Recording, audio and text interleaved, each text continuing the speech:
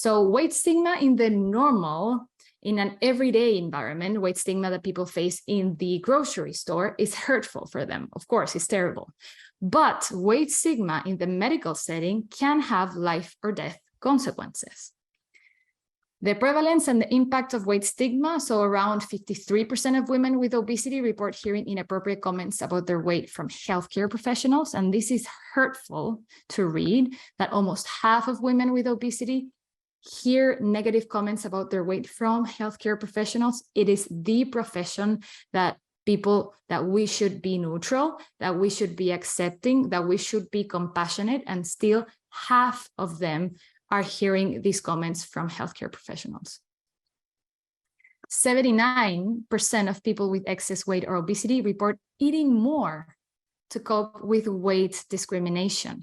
And this is really important because a lot of people, a lot of healthcare professionals still believe in this idea of like the shock therapy. If I tell them that they're overweight, if I tell them that they're obese, if I tell them that they need to change, if I tell them that they're wrong, that's probably going to help them because they're going to realize and they're probably going to make a bigger change. No, that is not the case. People with obesity know that they have obesity. They've been told that their entire lives. There's nothing new about this. And research shows that when someone with obesity feels stigmatized or discriminated, that only leads to eat more and to gain more weight and to make the cycle worse. 52% of women say that weight has been a barrier to appropriate healthcare, delaying or avoiding preventative care. And this is one of the most dangerous things. And we'll also explain a little bit further in a few slides.